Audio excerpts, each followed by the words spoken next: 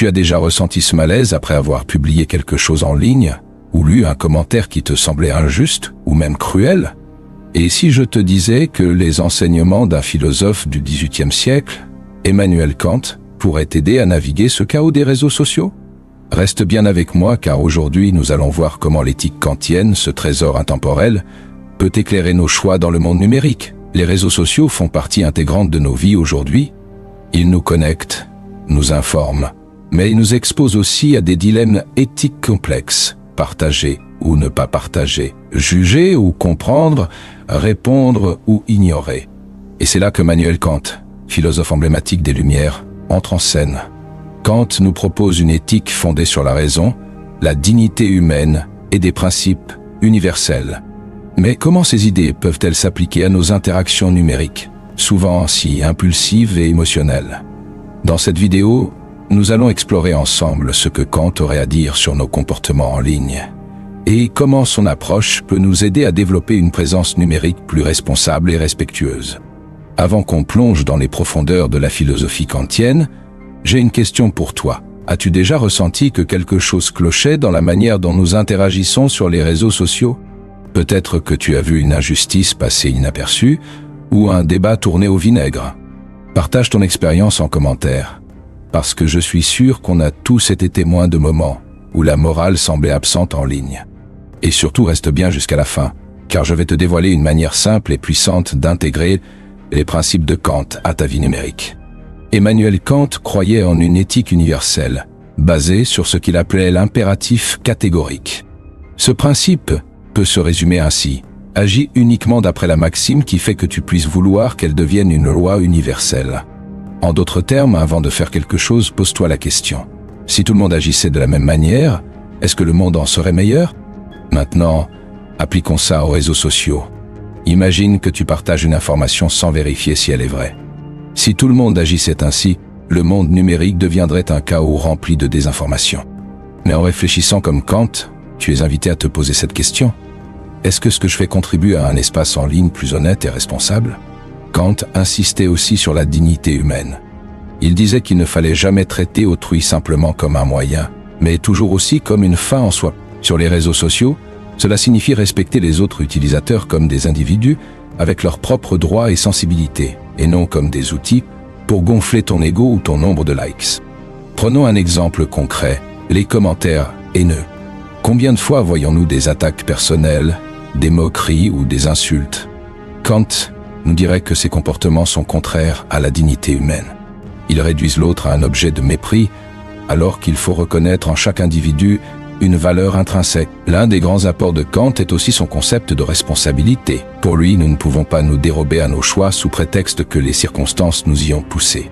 Sur les réseaux sociaux, cela veut dire que tu es responsable de chaque post, chaque like, chaque commentaire. Rien ne peut excuser un acte nuisible, même si tout le monde semble le faire.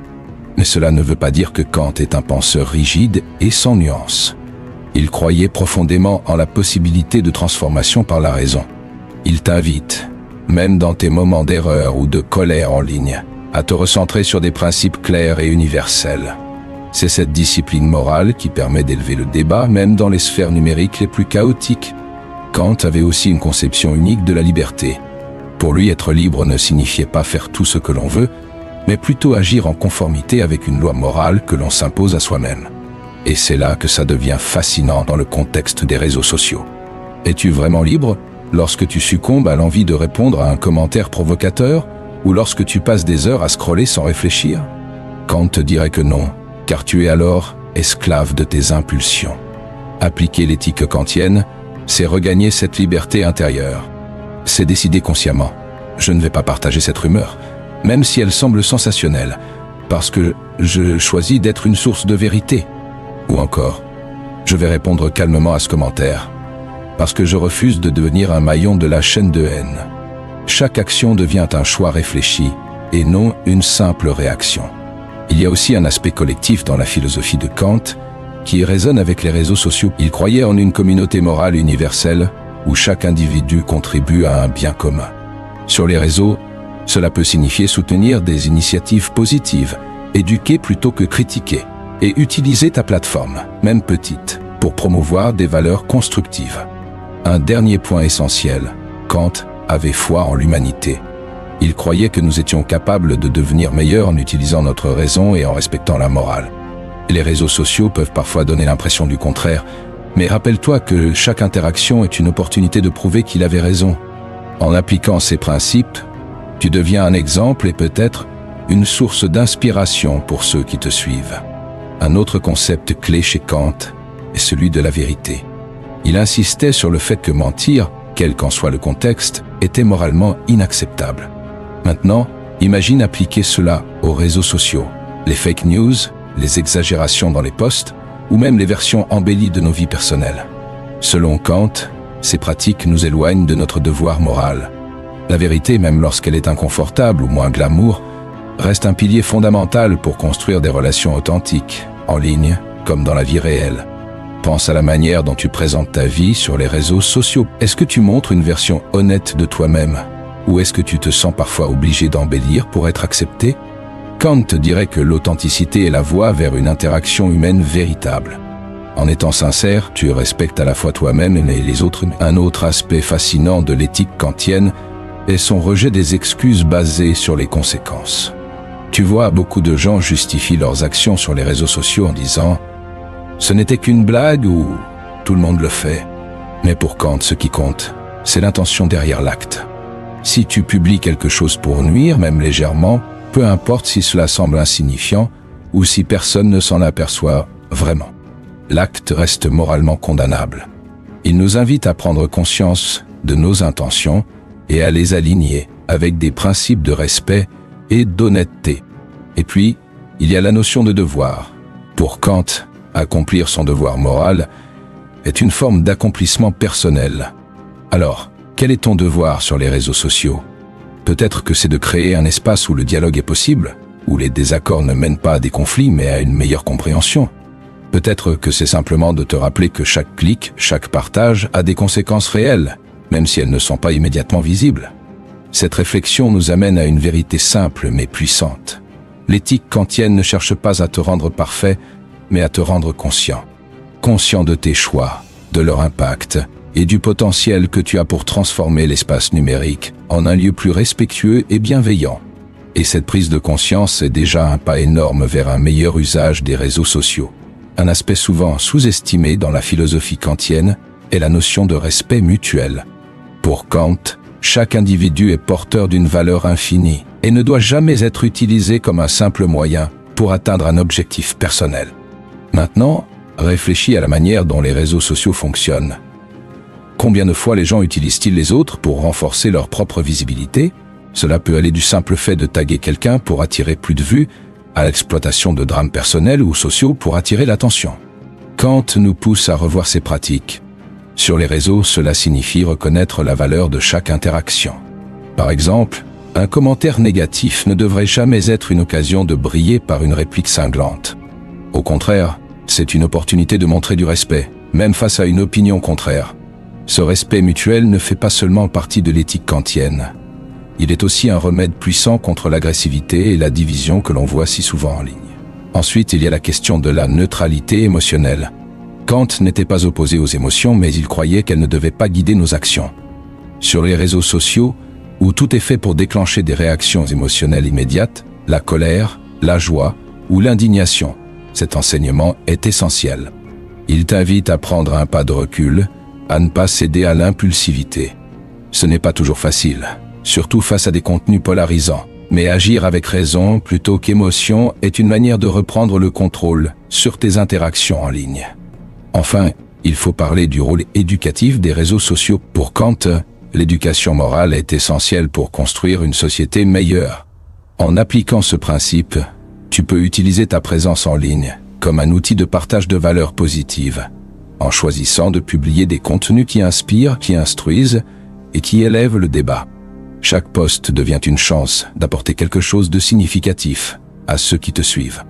Lorsque tu combines tout cela, respect, réflexion, intention morale et éducation, tu commences à transformer les réseaux sociaux en quelque chose de plus noble. Ce n'est pas seulement une plateforme de distraction ou de spectacle, mais un espace où toi, en tant qu'utilisateur, peux incarner une éthique kantienne moderne. L'un des défis les plus complexes des réseaux sociaux, et que Kant nous aide à comprendre, est la question de l'anonymat. Derrière un écran, les gens peuvent se sentir libérés de toute responsabilité morale. Les insultes, la désinformation et les comportements nuisibles deviennent plus fréquents, précisément parce que l'anonymat semble offrir une forme d'impunité. Mais pour Kant, nos actions doivent être guidées par des principes universels, peu importe si nous sommes visibles ou non.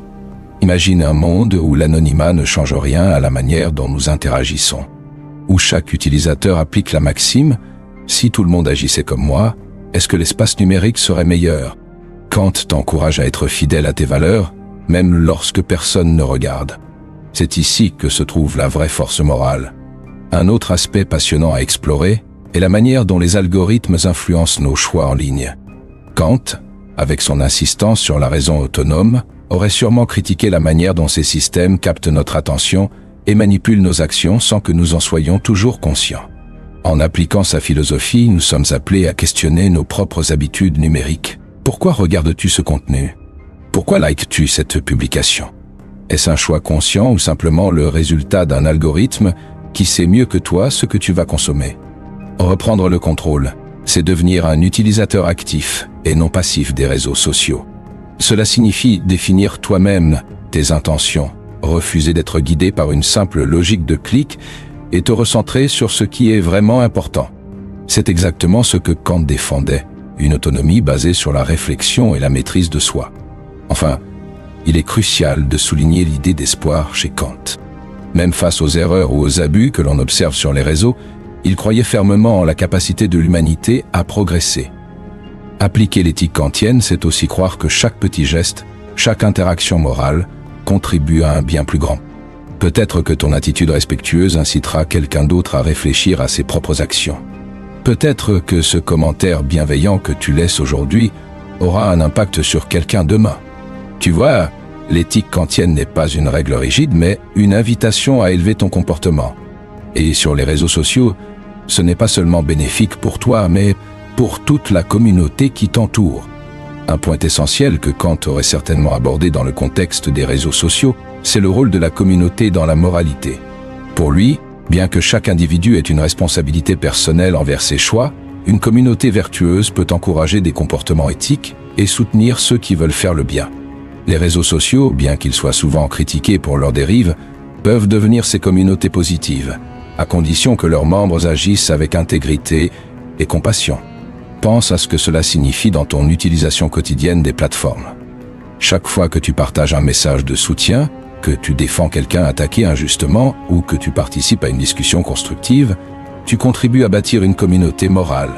Et même si cela semble insignifiant sur le moment, ces petits gestes s'additionnent et créent une culture où le respect devient la norme. Kant parlerait aussi de l'importance de reconnaître les biais et les préjugés qui influencent nos jugements. Sur les réseaux sociaux, ces biais sont amplifiés par les bulles de filtre. Nous avons tendance à ne voir que des opinions similaires aux nôtres, ce qui peut limiter notre compréhension du monde et nous rendre moins tolérants face aux perspectives opposées. Kant nous invite à aller au-delà de ces limitations en exerçant notre raison critique. Cela pourrait signifier, par exemple, prendre le temps d'écouter un point de vue différent avant de répondre, ou chercher activement des sources fiables qui contredisent ce que nous pensions savoir. Une autre leçon kantienne cruciale est liée au concept de temps. Sur les réseaux sociaux, tout est rapide, éphémère et souvent impulsif. Pourtant, Kant nous enseigne que la moralité demande de la patience et de la réflexion. Avant de réagir, avant de publier, il nous encourage à prendre ce moment de recul pour considérer si ce que nous faisons reflète nos valeurs profondes. Et si cela signifie supprimer un post que tu allais partager ou reformuler un commentaire pour qu'il soit plus respectueux, c'est un acte d'intégrité morale.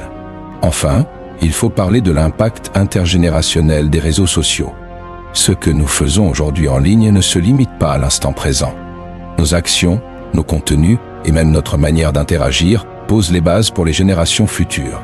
En adoptant une éthique kantienne, nous ne nous limitons pas à améliorer notre propre expérience en ligne. Nous laissons aussi un exemple à suivre. C'est cette idée d'agir pour un bien commun, au-delà de notre propre intérêt immédiat, qui donne toute sa force à la philosophie de Kant. Avec tout cela en tête, pose-toi cette question. Que peux-tu faire dès aujourd'hui pour incarner ces principes? Ce n'est pas toujours facile, mais chaque pas compte.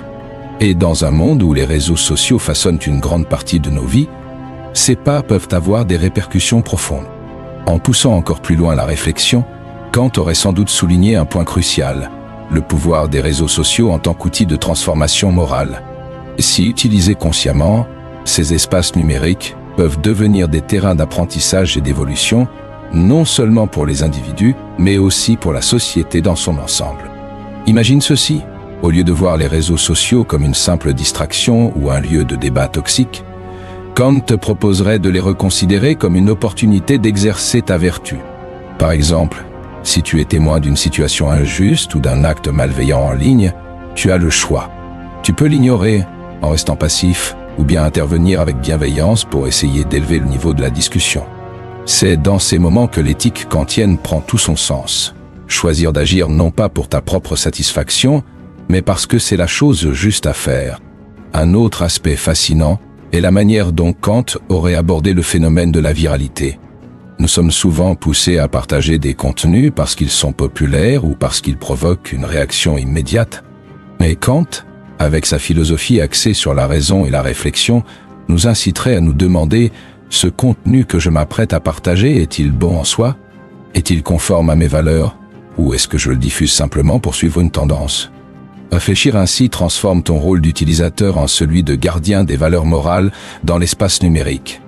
Kant aurait également insisté sur le respect de la vie privée, un sujet brûlant dans l'ère des réseaux sociaux.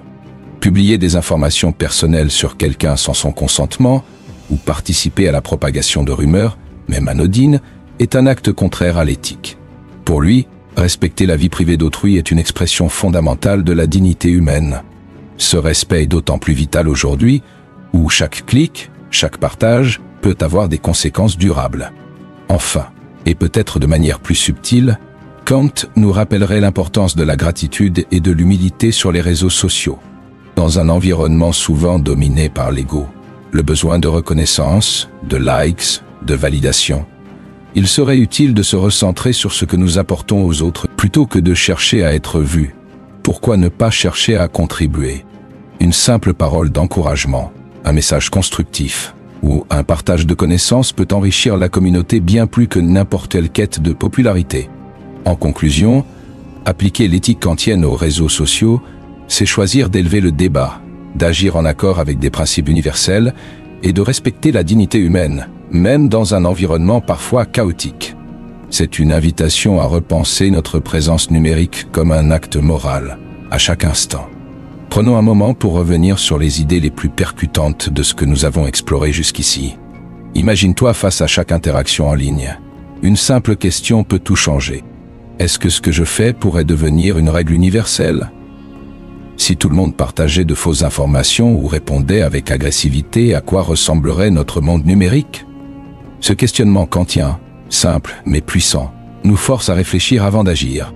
Un autre moment marquant est l'idée que la dignité humaine ne peut jamais être sacrifiée. Peu importe l'anonymat ou la distance qu'offre un écran, chaque utilisateur mérite le même respect que toi.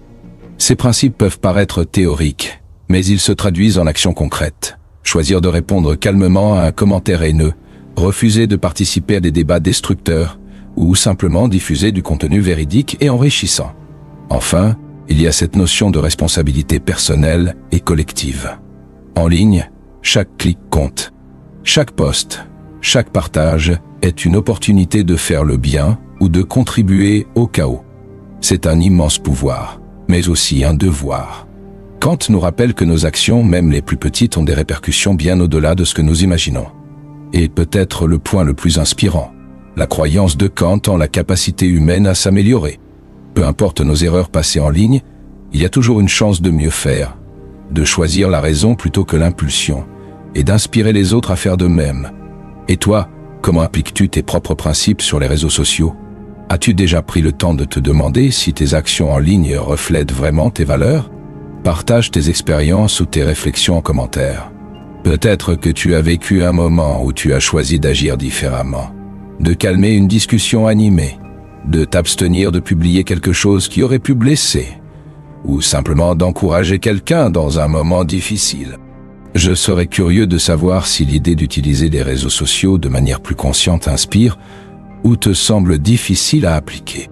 N'hésite pas à poser tes questions ou à partager tes défis, car c'est ensemble, en échangeant, qu'on peut aller plus loin. Je prendrai le temps de lire vos commentaires et de répondre aux questions les plus pertinentes dans une prochaine vidéo. Alors, lance-toi, ton avis compte vraiment. Nous arrivons au moment clé de cette réflexion. Ce que Kant nous enseigne, c'est que chaque choix, même le plus petit, peut être un acte moral puissant. Chaque fois que tu hésites à poster, commenter ou partager sur les réseaux sociaux, souviens-toi de cette idée fondamentale. Tu es responsable de ce que tu mets dans le monde. En choisissant la vérité, le respect et la réflexion, tu participes à rendre cet espace numérique plus humain. Imagine un instant l'impact collectif si chacun adoptait cette approche. Les réseaux sociaux ne seraient plus un lieu de division, mais un espace de partage sincère, de compréhension et de respect mutuel. Et tout cela commence avec toi, ici et maintenant. C'est cette prise de conscience qui donne du sens à l'éthique kantienne appliquée à notre époque moderne. Ton pouvoir de changer les choses, même à petite échelle, est bien réel.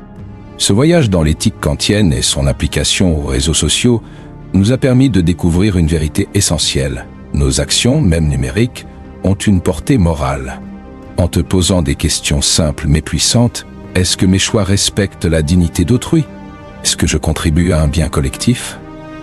Tu peux transformer ton expérience en ligne et par ricochet celle des autres. Kant nous offre une boussole intemporelle, un guide pour naviguer dans un monde où les interactions peuvent parfois sembler déshumanisées. Mais au cœur de tout cela, il y a l'idée que nous avons toujours le choix. Et c'est ce choix, éclairé par la raison et le respect, qui peut faire toute la différence.